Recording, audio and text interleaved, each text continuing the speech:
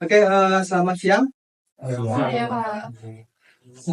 Hari ini kita akan memulai ya kuliah conversion atau konversi batubara MG 4014.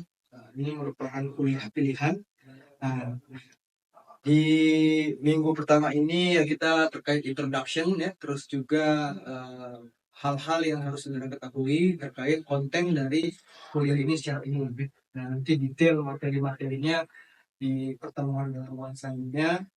Saya ini bisa dipanggil Halim saja ya, dari program studi teknik metodologi Fakultas Teknik Pertambangan Keminyakan Institut. Oke, sebelum lebih lanjut di kuliah ini secara umum ya, yang akan disampaikan atau akan dijelaskan adalah terkait kita diskusikan prinsip ya, proses teknologi yang digunakan pada konversi batubara menjadi valuable fuel. Ya. Fuel ini nanti bisa solid, liquid, gas, chemicals ya, umumnya liquid atau gas, dan juga advanced carbon material. Maksudnya material karbon maju yang merupakan material atau turunan karbon yang digunakan bukan karena kalorinya, bukan karena panasnya ya, bukan karena sifat fisik bukan karena nilai kalorinya, tapi karena kemampuan kimia atau fisikanya yang spesifik ya. Contoh misalkan karbon aktif itu digunakan untuk menyerap kotoran ya, dari itu berupa gas ataupun ion-ion dan lautan. Sintetik grafit ya, itu juga material untuk nantinya di aplikasi penyimpanan energi. Nah itu bisa sampai sana. Kemudian lanjutnya adalah setelah tahu produk-produknya, kita lihat rute prosesnya. Nah, tadi valuable fuel and chemical ini bisa diperoleh dari jalur pyrolysis, gasification, atau liquefaction secara umum ya. Tentu nanti di pyrolysis ada berbagai variasinya, karbonisasi dan lain-lain. Lalu juga perannya di industri kimia ya, khususnya nanti banyak kita mengacu ke Cina ya. Selain itu juga kita akan melihat bagaimana cara menganalisis ya dan karakterisasi dari batu bara itu sendiri serta produk turunannya. Tadi kalau yang padat ada char ya, yang solid, yang liquid ada tar. Nah itu gimana analisisnya? Pakai GC, GCMS. Kalau yang gas pakai GC, yang tar pakai GCMS ya. Kemudian yang padatan, saudara mau lihat difraksinya pakai SRB, mau lihat surface areanya pakai BET gitu ya. Nanti hubungan dengan katalis dan lain-lain juga banyak variasi FTIR dan lain-lain. Selain itu, nanti sebagai salah satu atau bagian dari tugas presentasi mahasiswa, saudara diminta untuk melihat ataupun mencari literatur dan mempresentasikan terkait perkembangan dari teknologi conversion di dunia. Ya. Nah itu nanti di akhir akan saudara presentasikan di akhir semester berdasarkan pengetahuan yang diperoleh di depannya. Oke, nah, penjelasan dari course ini ya, itu merupakan bagian upaya dari usaha mencapai profil profesional mandiri lulusan teknik metalurgi ya. Berdasarkan kurikulum terakhir 2004 didefinisikan atau ditetapkan seperti ini: sarjana yang dapat dipercaya ya, mampu bekerja sama sebagai tim, bersaing secara global dalam mengelola, mengolah, dan memanfaatkan mineral batu bara. Khusus untuk mata kuliah ini akan berfokus ke yang berwarna bold ya. Nah, yang diberi bold secara efektif, efisien, berkelanjutan. Tapi bukan berarti tidak belajar semua ya, pembagian tugas ya di kuliah ini yang dibuat ini. Nah, secara detail learning outcome-nya itu yang D dan yang H ya. Nah, saudara bisa baca itu yang di bold ya. Jadi di H ini yang kita pertimbangkan bukan hanya aspek ekonomi ya, bukan nyari cuan saja nih batu bara diapain biar cuan, tapi juga harus ada faktor ekologi dan sosial, lihat juga kemanfaatan di masyarakat, efeknya ke lingkungan gitu ya. Nah, itu jadi harus dipertimbangkan. Nah, untuk itu nanti kita pelajari cara pembelajarannya ya. Nah, itu melalui lecture atau kuliah seperti ini. Nanti juga ada tugas assignment atau tutorial ya untuk beberapa perhitungan. Mungkin perlu ada tutorial atau kelas khusus bersama asisten biar saudara paham betul perhitungannya kan cukup panjang. Nah, nanti assignment membuat esai itu yang berkaitan dengan presentasi nanti di akhir terkait perkembangan teknologi call conversion, khususnya nanti gasifikasi, yang mana sekarang mungkin ada sekitar 20 teknologi ya. Sebagian itu berkembang di China. Kita juga perlu belajar kan gimana mereka bukan inisiator tapi bisa mengembangkan teknologinya sendiri. Nah, kuliah konversi batu bara ini bebannya 2 SKS ya. Nah, nanti saudara bisa lihat di sini beban SKS menurut aturan dikti terbaru itu adalah 45 jam per semester. Jadi bukan kayak dulu 1 jam harus apa ya. Nah, sekarang total segini bisa berbagai bentuk. Nah, ada kuliah, responsi ya, tutorial, praktikum, tapi di sini kita tidak ada praktikum ya. Nah, tapi nanti ada responsi, tutorial ya. Kemudian juga presentasi ya. Ini usulan penilaian. Nah, tadi LO-nya terus dikasih tahu apa metodenya. Nah, sekarang penilaiannya nih. Nah, ini usulan 20% assignment, 20% presentation, 30% TS ya, 30% UAS. Dari saudara ada usulan lain? Hah? Apa? Dikurangin bagian ininya banyak UAS. Yang panjang Pak, yang bagus itu Pak. Udah bagus ya, banyak tugasnya, banyak presentasinya ya. Harapannya ini kan udah tingkat 4 ya, jadi bukan sekedar belajar tekstual, tapi ilmu yang sudah itu diaplikasikan. Saudara juga cara terbaik belajar kan memang mengajarkan ya dari pas presentasi. Nah, jadi tugas-tugasnya ini dan juga update gitu. Kira-kira apa sih di kelas, beda entren, beda is bad ya. Nah, nanti lihat teknologi yang dipilih ini yang dibagi nanti diundi tugasnya kelompoknya. Oh, saya dapatnya teknologi ya, ini teknologinya apa, beda bed, entren, fix bed gitu ya. Nah, ini temperaturnya gimana, komposisi gasnya.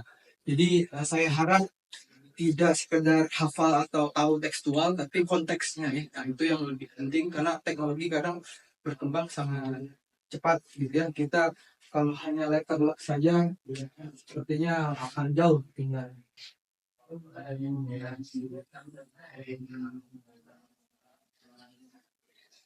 Nah, tapi jangan lupa ya, ini sesuai aturan ITB ya, kehadiran harus di atas 80% ya. Nah, saudara kalau ada sakit atau izin sampaikan. Sekarang juga absensinya kan bisa CSIX atau apa ya. Saudara juga bisa pilih kondisinya. Kalau enggak apa nggak bisa lihat nilai. Atau nggak bisa ikut ujian. Nah, nanti dari TU-nya biasanya akan menginfokan ya. Ini kurang, nah, ini harus. Tapi nggak ada datanya. Ini kalau nggak ada datanya, nggak datang kuliah, nggak ada kabar, nilai yang jelek, nanti minta perbaikan. Nah, itu bingung ya. Gimana mau apa yang mau diperbaikinya? Dia juga nggak terlalu peduli. Makanya ini harus diperhatikan. Ini selalu saya ulang-ulang ya di kuliah, tiap kuliah di bagian depan ya, kalimat terakhir ya. Namun tidak juga sulit diperbaiki ya. Kenapa? Karena kita di prodi metalurgi sudah mendefinisikan tadi profil profesional mandiri ya di slide awal, sarjana yang dapat dipercaya. Jadi awalnya dapat dipercaya dulu, integritas dulu, amanah dulu, jujur dulu, sebelum bisa atau ahli secara hard skill ya, bisa ngedesain, bisa apa. Saudara bisa ngedesain tapi orang tidak percaya sama saudara, ragu ini benar ngitungnya enggak, karena udah ada track record negatif, nggak jujur ya. Nah, itu susah ya, akan selalu diragukan. Ini Karena kan yang kita desain pabrik apa ya, kalau pabriknya salah meledak apa, nah itu tanggung jawabnya besar ya. Jadi jangan sekedar wah saya kan cuma itu enggak, nanti kan dipakai ke industri kolam apa itunya. Kalau salah racunnya ternyata masih apa kadar tertentunya pemotornya apa masih di atas ambang batas merusak gitu. Karena nah, beda antara tidak mampu oh ini salah perbaiki kan. Kalau tidak jujur dengan sengaja wah ini biar aman tapi karena disuruh sama bos atau dapat disogok apa, nah itu nggak boleh ya. Makanya nanti juga di habis lulus ada namanya kelas insinyur ya, kelas profesional insinyur. Itu juga yang utama kode etik ya. Jadi nggak hard engineering yang dilihat tapi integritasnya dulu ini, karena nanti pas kerja akan banyak tekanan gitu ya. Nah, apalagi udah bagian pengadaan, wah itu ya diajak vendor apa. Jadi nah, ini makanya ini ujian nggak ada benefitnya, paling dinilai ya yang beda-beda dikit gitu ya. Kalau itu udah tergoda susah nanti pas sudah lulus ya deketin berapa juta proyeknya 10 miliar 1% udah goyang ya gimana ya apa ini ya Pak biar masuk ini lah ya. Namun tidak jujur itu sudah terjadi. Jadi tolong sekali lagi ya yang paling depan tadi kalau perlu saya kembali ke depan ya lihat. Dan ini dengan sadar dan dengan sengaja menulis yang dapat dipercaya sebelum bagian lain. Karena yang bagian lain itu jadi tidak berarti ketika tidak bisa dipercaya ini. Ini orang sering sengaja atau itu gitu ya. Jadi yang bagian lainnya bisa. Ya. Oke itu mungkin. Dan ini untuk memastikan saudara yang hadir di sini ya udah tingkat 4. Ini kan udah kuliahnya 2 nih ada dari 3 ya. Harusnya udah mengambil semua ya. Nah, walaupun mungkin nilainya nggak sempurna gitu ya. Nah, nggak apa. Nilainya beda-beda ya. Yang penting minimal udah penuh mengambil ya. Dan lulus gitu ya. Walaupun hasilnya tidak memuaskan ya. Jadi nggak terlalu kaget karena nanti habis ini langsung aplikasinya misalkan kayak hitungan metodologi, hit balance ya. Mungkin harus ngajarin integral lagi ya. Integral delta H berapa gitu ya. Nah, itu batu baranya apa gitu ya. Udah ngomong konversi batu bara jauh-jauh ya. Nah, batu baranya masih belum paham. Itu penting untuk dicatat, memastikan saja karena kadang kan ada yang ngambil pengen cepat lulus ya. Loncat. Tapi pas di sini hahaha bingung gitu ya. Pelajaran apa ini ya? Udah tiba-tiba macam-macam. Oke, ini course outline secara umum untuk semester ini ya. Nanti kita mulai dari kita cek checkpoint kembali karakteristik batu bara dan proses-prosesnya. Kemudian basic principle ya. Nah, basic principle configuration, pyrolysis, gasifikasi, pembakaran itu apa benefitnya ya. Nah, baru kita lebih detail ke pyrolysis carbonization. Nah, ini yang umum untuk ekametalurgi biasanya banyak ya untuk pop making, untuk yang lain-lain ya, pyrolysis ini ya kan aktif. Selanjutnya prinsip atau proses gasifikasi batu bara. Kemudian kita TS ya. Kita lanjutkan ke teknologi gasifikasi dan juga UCG ya. Ini juga mulai berkembang di negara-negara lain. Di Indonesia juga Tekmira sudah mulai ya 2016-2017 terkait underground coal gasification karena banyak batu bara kita dia sumber daya belum masuk cadangan karena terlalu dalam ya untuk ditambang. Nah, jadi dengan UCG ini harapannya sumber daya batu bara yang di bawah permukaan 200-300 meter di bawah permukaan tanah itu bisa diambil gitu ya. Lalu syngas purification and conversion setelah kita gasifikasi dapat syngas nanti ya itu tidak bisa langsung dipakai ya karena banyak pengotor lain-lain sulfur CO2-nya belum sesuai ya. Nah, nanti harus diperbaiki di situ. Lalu juga kita pelajari hydrogenation and liquefaction ya, direct liquefaction di sini. Itu tentang untuk batu bara jadi bahan bakar cair. Nah, misalkan pengganti diesel ya. Walaupun relatif nanti kita bahas lebih detail ya, lebih banyak jalur gasifikasi sebenarnya kalau ini. Nah, terakhir karbon material from coal. Ya, ini material-material maju dari batu bara kita lihat sekilas.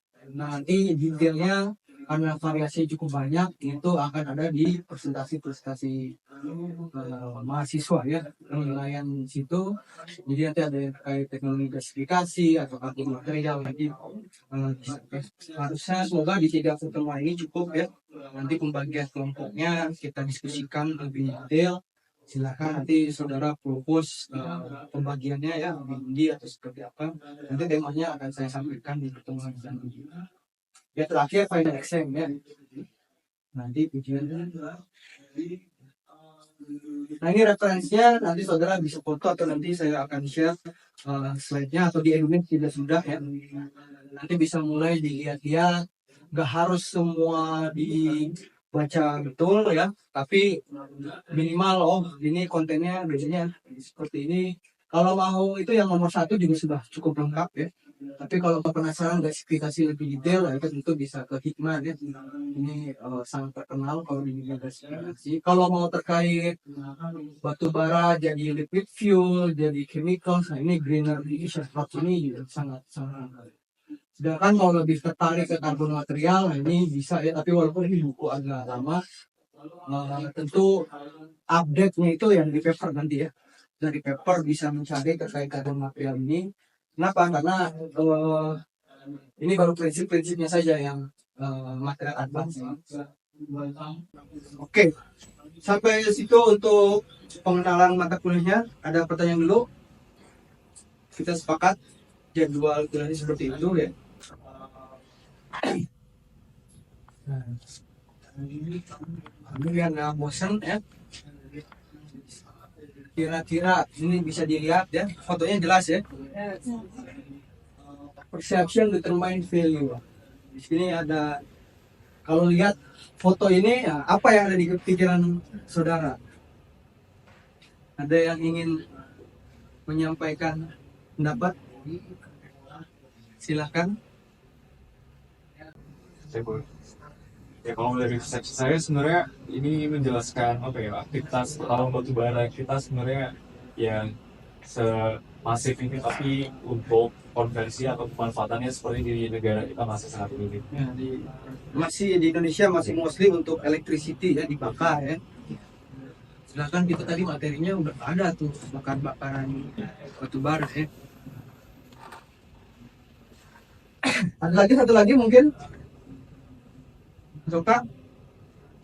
Kalau dari saya nilai batu bara itu banyak persepsi. Kalau misalnya cuma dibakar ya mungkin bisa jadi electricity, tapi kalau dikonversi mungkin nilainya bakal lebih meningkat. Nilainya bisa lebih meningkat ya dengan konversi ya. Ya kan persepsi masing-masing bisa beda-beda ya. Memang juga uniknya di batu bara itu atau energi itu, memang persepsi juga sangat mempengaruhi ya, karena dia bukan material yang jelas. Iron ore itu untuk bikin baja gitu ya. Nah, kalau batu bara itu substitusinya banyak ya. Iron ore kan nggak bisa digantikan yang lain ya, jadi jelas. Misalkan contohnya ya, kalau batu bara mau istilahnya pakai kayu bakar bisa buat itu ya, mau ganti bensin untuk liquid fuel bisa gitu ya. Nah, kita ini kuliah ada PPT-nya, proyektor, lampu, AC ya. Itu dan ini cukup besar, lebih tinggi dari transport ya di dunia, di global. Tapi kalau Indonesia sendiri, kalau energi usability, sebenarnya kalau kita relatif kontribusinya kecil ya. Yang berat itu energi negara 4 musim ya. Musim dingin dia panasin, musim panas dia dingin ya. Kalau Indonesia kan kita relatif sudah biasa tanpa, karena nggak mampu biasanya ya. Karena nggak mampu bayar intinya, jadi terima aja. Tapi ya di beberapa daerah kayak Jawa Barat, misalkan di Bandung itu kan kayaknya nggak pakai AC juga nggak terlalu ya. Panasnya juga nggak terlalu, dinginnya masih enak lah ya, sedikit. Ada pertanyaan? Mengenai Pak, kan ini tentang konversi batu bara ya Pak. Karena di Indonesia itu kan mayoritas memang kita kebutuhan listrik, tapi seberapa persen dan berapa sih kita untuk menghasilkan renewable energy dari batu bara itu sendiri. Sedangkan kan kita memang karena ini tinggi dan memang kan kalau misalnya di Indonesia kan kita akan ada penyusupan juga tentang sektor gitu. Kesiapan renewable energy ya. Nah, ini kuliah yang berbeda ya. Nah, pemerintah udah punya apa roadmapnya sendiri ya. Kalau untuk batu bara katanya sampai 2040-50 masih ada walaupun perannya makin sedikit ya.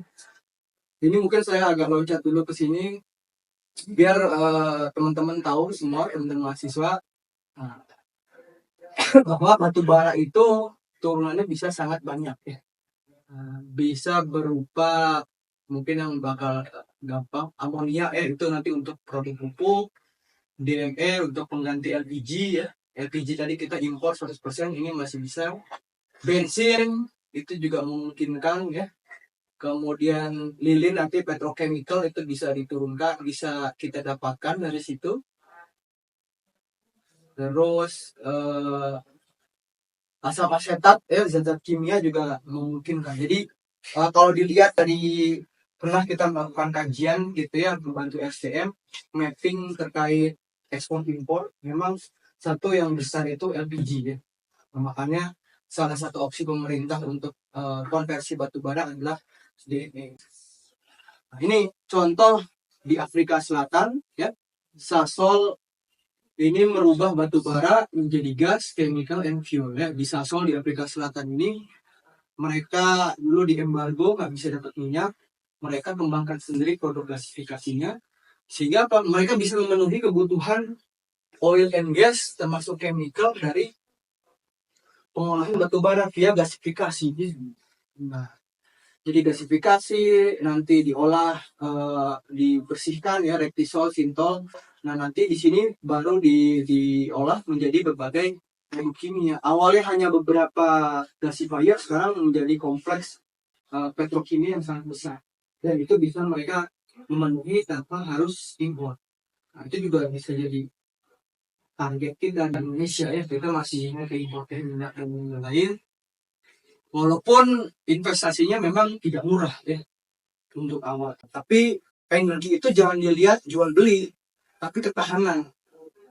Kayak UK dulu ketika Rusia tutup keran gasnya, Eropa itu 25% disuplai oleh Rusia. Ketika ditutup, ya kelabakan. Apalagi sekarang semua serba elektronik. Zoom apa harus listrik ya. Nah ini juga selain dari pembuatan chemical atau fuel ya, pengembangan coal to graphite ya untuk lithium baterai, untuk konversi storage device ya, storage energy itu juga mulai diintensifkan ya, dari antrasit, bituminus, dari lignite ya.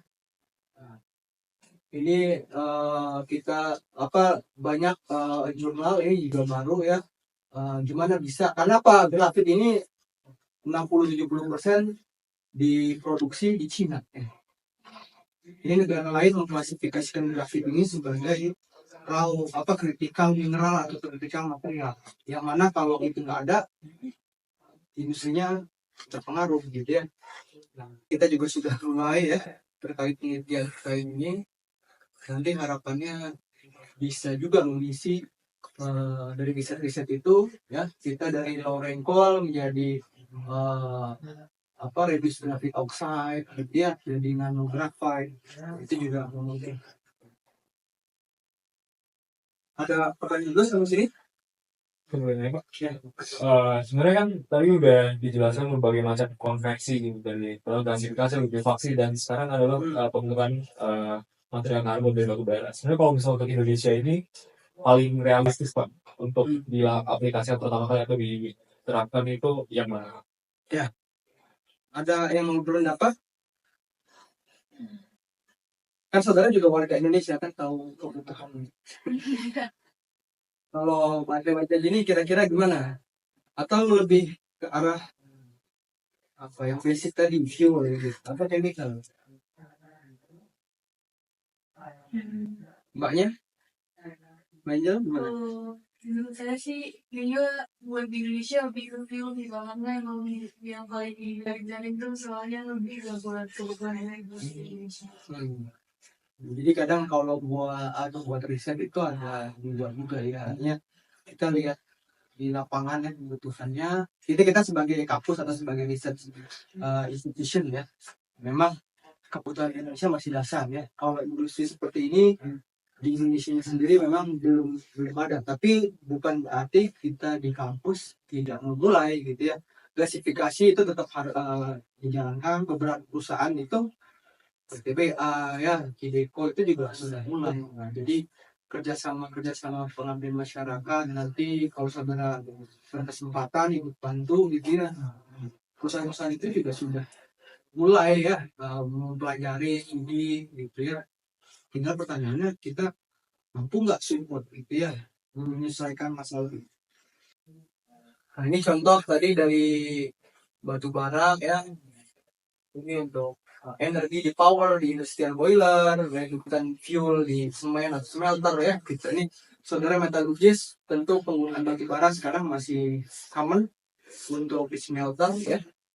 Lalu activated carbon di industri emas, nah, itu nanti yang nangkep emasnya, gold iongnya itu activated carbon ini juga masih full import ya. Kita juga PR di sini di lab kita di lab batu bara juga harus ada itu ya. Fokus untuk iron making, nah, kita dulu belum banyak tapi sekarang di Adaro di Kalimantan Utara itu punya banyak cadangan coking coal ya. Tapi mostly memang diekspor ya. Nah tapi memang kalau coke making itu tergantung pabrik besi bajanya sih ya. Jadi nggak bisa dijual umum, artinya mereka punya spesifik. Bisa juga jadi syngas, synthetic natural gas ya, SNG, diesel oil, amonia urea. Nah ini tadi untuk pupuk ya, atau eksplosif. Teman-teman tambang itu pakai TNT, itunya N-nya kan dari ada amonianya, ada dari nitrogennya ya. Nah itu derivatif dari amonia bisa. Kemudian metanol sintesis ya, formaldehid, metanol, DME itu untuk energi maupun chemical petrokimia ya. Jadi dari batu bara ini ke depannya industrinya ya tergantung arah angin juga tapi ya dari karena ini isunya global, nggak cuma Indonesia ya. Kalau ya, ini isu-isu global semua. Dan saya kira demikian untuk pertemuan kali ini. Nah, jadi kalau saudara ingat cuma 3 hal ya dari sepanjang presentasi tadi ya, ingatlah bahwa batu bara pernah, masih, dan mungkin akan ya menjadi sumber energi ke depan. Baik dengan berbagai bentuknya ya. Karena apa? Karena abundance, accessibility, affordability ya, reliable, security, and versatile ya. Jadi itu juga faktor lain ya. Kadang ya sama ya kayak orang minta yang bersih ya, tapi listrik pakai harga normal aja belum tentu mau. Iya. Kalau pakai solar panel itu bayar saudara investasinya berapa puluh juta mahal ya. Nah, artinya itu kadang orang mau tapi belum tentu apa semangat renewable, tapi kadang di balik itu ada cost lain yang harus dibayar ya. Kadang nggak itu. Nah, artinya apa? Bukan berarti saya membela renewable, cuma ini secara realistis batu bara punya apa kelebihan di bagian ini ya. Untuk saat ini power plant, iron and steel, semen itu masih menjadi 3 besar manfaat batu bara Indonesia. Nah, kemudian in the future, nanti batu bara itu bukan hanya sebagai sumber panas, sumber reduktor ya, tapi feedstock untuk fuel, chemical, and advanced material ya. Jadi kemungkinan besar kedepannya akan ada pergeseran shifting peran batu baranya. Ya mungkin itu 3 hal ya secara prinsip yang saudara perlu ingat, detail nanti kita lihat di pertemuan selanjutnya. Saya kira itu. Terima kasih. Wassalamualaikum warahmatullahi wabarakatuh.